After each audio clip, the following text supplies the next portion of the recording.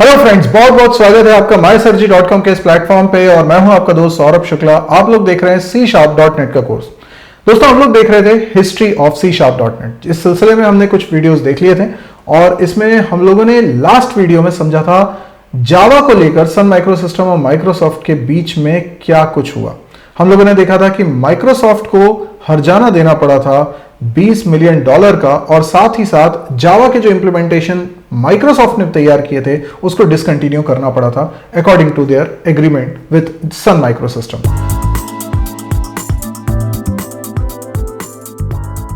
इसके बाद माइक्रोसॉफ्ट की आंख खुली, उन्हें लगा कि यार अगर हम कोई बिजनेस कर रहे हैं तो ये कंपनी के लिए और हमारे कस्टमर्स के लिए बिल्कुल भी अच्छा नहीं होगा कि हम किसी अपने पार्टनर के प्रोडक्ट के लाइसेंस पर अपना फ्यूचर लिखें।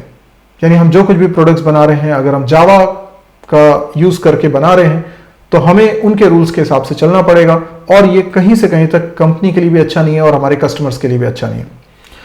तो फिर ऐसे में उन्होंने डिसाइड किया कि हम खुद का कुछ बनाते हैं। ये बात आसान नहीं थी क्योंकि उस दौर में जावा एक्सट्रीमली पॉपुलर हो चुकी थी, लेकिन फिर भी माइक्रोसॉफ्ट भी कोई छोटी चीज नहीं थी।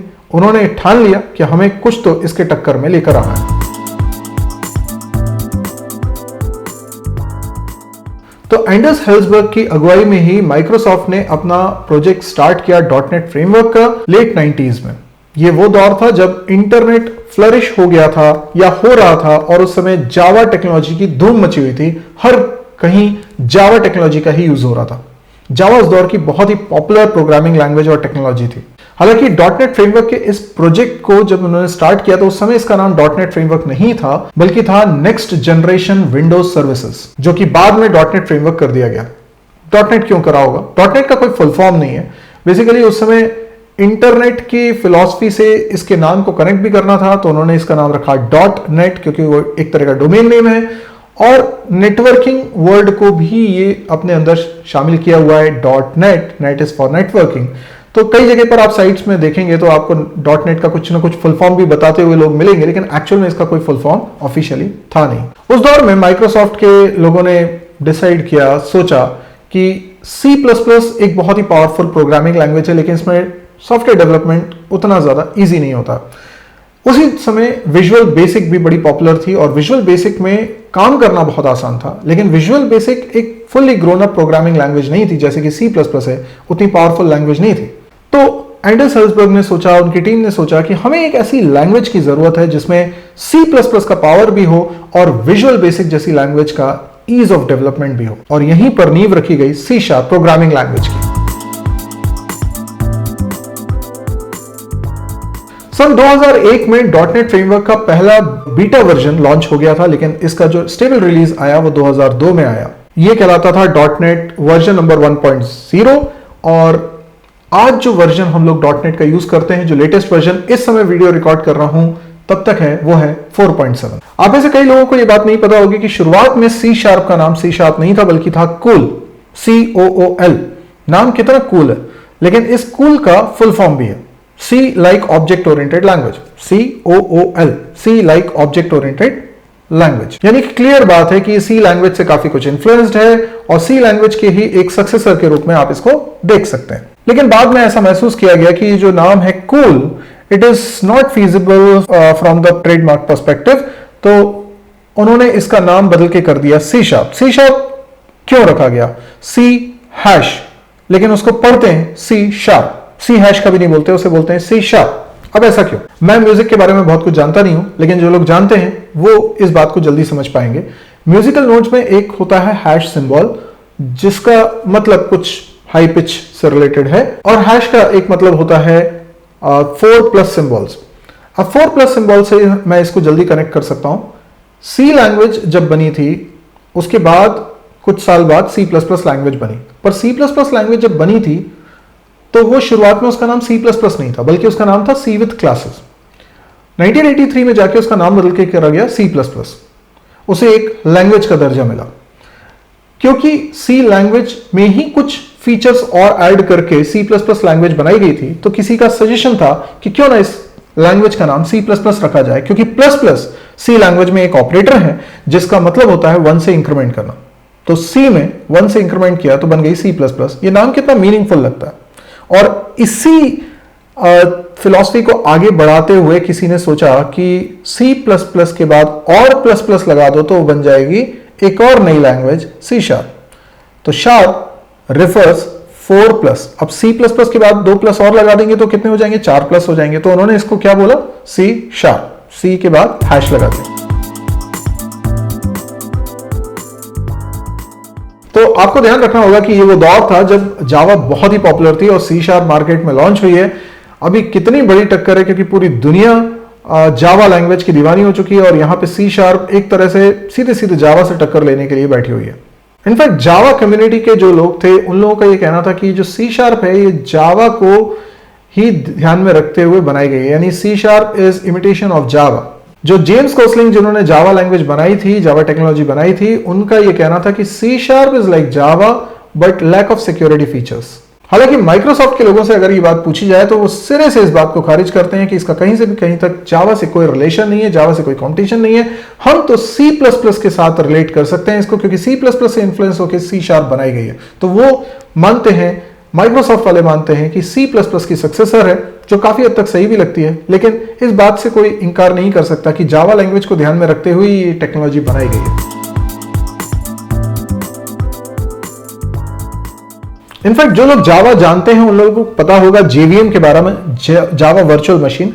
बेसिकली जावा वर्चुअल मशीन क्या है, जावा वर्चुअल मशीन ही एक्चुअल में जावा टेक्नोलॉजी है। जब आप बोलते हो जावा टेक्नोलॉजी तो एक्चुअल में वो जावा वर्चुअल मशीन है। कॉन्सेप्ट ये है कि जावा में जो भी प्रोग्राम बनेगा वो होगा एक बाइट कोड, ठीक है। आप जावा लैंग्वेज को मत सोचिए, जावा लैंग्वेज में भी अगर कुछ कोडिंग आप करते हैं तो वो कंपाइल होकर बाइट कोड बन जाता है। Now this byte code is something a unique kind of code which was developed by Sun Microsystem, और आप कह सकते हैं ये अपने आप में एक अलग लैंग्वेज है, लेकिन ये 0-1 की लैंग्वेज है और इस लैंग्वेज में डायरेक्टली हम प्रोग्रामिंग नहीं करते हैं बल्कि किसी कंपाइलर की मदद से ये बाइट कोड जनरेट होता है। अब ये जो JVM की खास बात क्या है, JVM अलग अलग ऑपरेटिंग सिस्टम्स के लिए अवेलेबल है, यानी JVM विंडोज मशीन के लिए भी है, JVM लिनक्स के लिए भी है, JVM मैक के लिए भी है, सोलारिस के लिए भी है। तो JVM अलग अलग ऑपरेटिंग सिस्टम्स के लिए अवेलेबल है।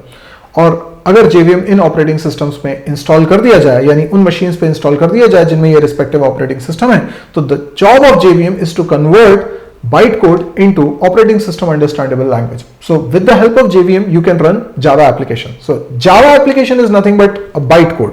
जावा application is nothing but a byte code, and byte code can be run with the help of JVM only, ठीक है। अब जो JVM का कॉन्सेप्ट है, यही कॉन्सेप्ट माइक्रोसॉफ्ट वाले .NET फ्रेमवर्क में लेकर आए। तो जब हम बोलते हैं .NET फ्रेमवर्क, तो एक्चुअल टेक्नोलॉजी जो है .NET फ्रेमवर्क की, जो उसकी आत्मा है, जो उसका एक्चुअल सार है, वो है CLR, common language run time. Common language run time समझ लीजिए वही चीज है जो जावा में JVM है।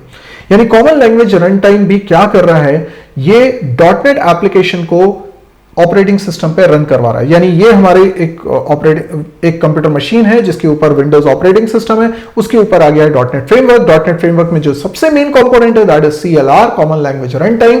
और अब कोई .NET एप्लीकेशन अगर आप बनाते हैं तो उसको रन करने की जिम्मेदारी किसकी है, तो वो है CLR की जिम्मेदारी। CLR के बिना आप उस .NET एप्लीकेशन को रन नहीं कर सकते। जब मैं बोल रहा हूं .NET एप्लीकेशन तो कई लोग कंफ्यूज हो जाते हैं। वो लोग कहते हैं कि अच्छा मतलब ये C# लैंग्वेज का कोड है। नहीं, C# language is not a .NET application. यानी C# लैंग्वेज में अगर आपने कोई प्रोग्राम बनाया तो वो .NET एप्लीकेशन नहीं है। अभी एक स्टेप होना बाकी है।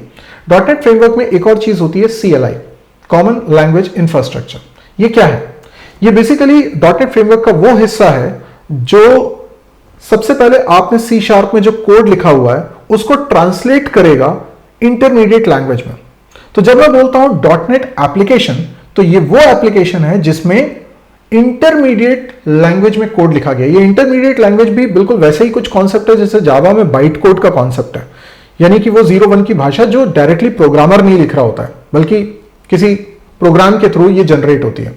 तो यहां पे CLI का काम क्या है? जैसे मान लीजिए आपने C# लैंग्वेज में कुछ प्रोग्राम लिखा हुआ है, तो CLI का काम यह है कि वो C# में लिखे गए कोड को कन्वर्ट कर दे इंटरमीडिएट लैंग्वेज में, या आप बोल सकते हैं माइक्रोसॉफ्ट इंटरमीडिएट लैंग्वेज में। माइक्रोसॉफ्ट इंटरमीडिएट लैंग्वेज में जब ये कोड कन्वर्ट हो गया है तो इसको हम बोलते हैं .NET एप्लीकेशन। यस, ये है .NET एप्लीकेशन। इसको रन करने के लिए आपको चाहिए होता है CLR। CLR इस कोड को ट्रांसलेट करता है सो दैट ऑपरेटिंग सिस्टम उसको रन कर सके। तो ये पूरा जो सिस्टम है ना, ये है डॉटनेट फ्रेमवर्क। तो डॉटनेट फ्रेमवर्क के अंदर आप देखते हैं CLR मेन कंपोनेंट है, लेकिन एक कंपोनेंट CLI भी है, जिसकी वजह से आप C# लैंग्वेज में बनाए गए कोड को डॉटनेट एप्लीकेशन में कन्वर्ट कर पाते हैं। लेकिन यहां जानना बहुत इंपॉर्टेंट है कि डॉटनेट एप्लीकेशन केवल C# के थ्रू ही नहीं बनाई जा सकती है, बल्कि ऐसी कम से कम 60 से ज्यादा प्रोग्रामिंग लैंग्वेजेस हैं, 60 से ज्यादा प्रोग्रामिंग लैंग्वेजेस हैं, जिनके कोड को CLI कन्वर्ट कर सकता है इंटरमीडिएट लैंग्वेज में, यानी डॉटनेट एप्लीकेशन बना सकता है। तो आप जब एक ही प्रोजेक्ट पे काम कर रहे हैं, लेकिन बहुत सारे प्रोग्रामर्स हैं और ये अपना अपना पोर्शन ऑफ कोड लिख रहे हैं, ये जरूरी नहीं है कि आप सबको एक ही प्रोग्रामिंग लैंग्वेज C# आती हो। C# is no doubt a primary language on dotnet framework, but हो सकता है कि यहां पर एक बंदे को रूबी आती है, एक बंदे को पर्ल आती है, एक बंदे को PHP आती है, एक बंदे को C++ आती है, एक बंदे को C# आती है, और ये सब मिलकर एक ही प्रोजेक्ट बना रहे हैं और बिल्कुल बना सकते हैं, क्योंकि CLI की मदद से इन सब के बनाए गए रिस्पेक्टिव कोड को इनके पर्टिकुलर कंपाइलर की मदद से, जो कि CLI के पास है, ये कन्वर्ट कर देगा एक सिंगल एप्लीकेशन में, which is intermediate language, Microsoft Intermediate Language, which is nothing but .NET application. So the main feature, the main key feature of .NET framework, .NET technology is language interoperability. इतनी सारी languages में भी आप एक single project बना सकते हो, तो लैंग्वेजेस के बीच में इंटरकनेक्शन हो सकता है। ये एक कमाल का फीचर यहां पर देखने को मिलता है। हालांकि कुछ इसी तरह की बात जावा की टेक्नोलॉजी में भी देखने को मिलती है, लेकिन जिस तरीके से माइक्रोसॉफ्ट ने इसको लेकर आए हैं वो कमेंडेबल जॉब है। हाँ, लेकिन मैं एक अंतर बताता हूं JVM और CLR में। JVM जो है वो अलग अलग ऑपरेटिंग सिस्टम के लिए अवेलेबल है, जैसा कि मैंने आपको बताया, लेकिन इनिशियली जब .NET फ्रेमवर्क लॉन्च हुआ था तो ये सिर्फ और सिर्फ माइक्रोसॉफ्ट के विंडोज ऑपरेटिंग सिस्टम के लिए था। यानी आप इस .NET फ्रेमवर्क को लिनक्स मशीन पे यूज नहीं कर सकते थे, मैक मशीन पे यूज नहीं कर सकते थे, और किसी ऑपरेटिंग सिस्टम पे यूज नहीं कर सकते थे, सिर्फ विंडोज पे यूज कर सकते थे। अगर आप थोड़े से पुराने व्यक्ति हैं तो आपको याद होगा विंडोज 95 आया था, विंडोज 98 आया था। उसके बाद से जब विंडोज XP आया तब JVM आना बंद हो गया और वहां से .NET स्टार्ट हो गया। लेकिन अगर आज के दौर की बात करें तो हम कोई .NET एप्लीकेशन अगर रन करना चाहते हैं मैक मशीन पे या किसी और मशीन पे, तो ऐसे यूनिवर्सल .NET फ्रेमवर्क भी आ चुके हैं, जिनको हम बोलते हैं .NET कोर या और भी कुछ ऑप्शंस हैं, लेकिन .NET core is the most popular one and definitely Microsoft is heading towards that direction only, जिसमें स्टैंडर्डाइजेशन किया जा सके .NET का, जिससे कि आप किसी भी ऑपरेटिंग सिस्टम वाली मशीन पर .NET की एप्लीकेशंस को रन कर सकें। यस, इस तरफ कदम बढ़ा चुकी है माइक्रोसॉफ्ट।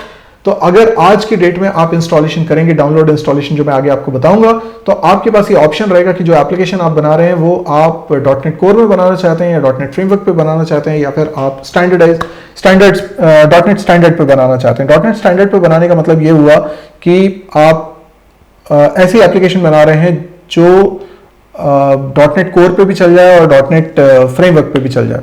तो आजकल वही दौर है और उसी का माइक्रोसॉफ्ट इंप्रूवमेंट कर रही है।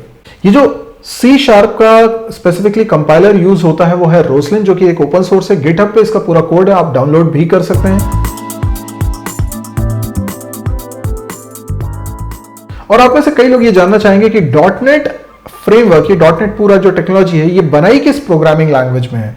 तो क्योंकि इसका हार्डवेयर से भी इंटरेक्शन होता है, ऑपरेटिंग सिस्टम से भी इंटरेक्शन होता है, असेंबली कोड से इंटरेक्शन होता है, तो उसके डील करने के लिए सबसे अच्छी लैंग्वेजेस आज भी दुनिया में अगर कोई है तो है C एंड C++ लैंग्वेज। तो .NEट फ्रेमवर्क बना है C एंड C++ में, लेकिन .NEट का बहुत सारे पोर्शन ऐसे हैं जिसको C# लैंग्वेज में ही कोड किया गया है। तो देखा जाए तो C++ एंड C# लैंग्वेज में .NEट फ्रेमवर्क को बनाया गया है। तो दोस्तों ये तो थी हिस्ट्री ऑफ C# .NEट। आई होप आपको मजा आया होगा, काफी सारे फैक्ट्स आपको जानने को मिले होंगे। लेकिन अभी आप एक और चीज हिस्ट्री में जानना चाहते हैं, वो है वर्जन हिस्ट्री, यानी कब कौन सा वर्जन लॉन्च हुआ और उसमें क्या क्या फीचर्स थे। तो इस बारे में मैं आपको नेक्स्ट वीडियो में बताऊंगा। आज के लिए इतना ही दोस्तों, थैंक यू, गुड बाय।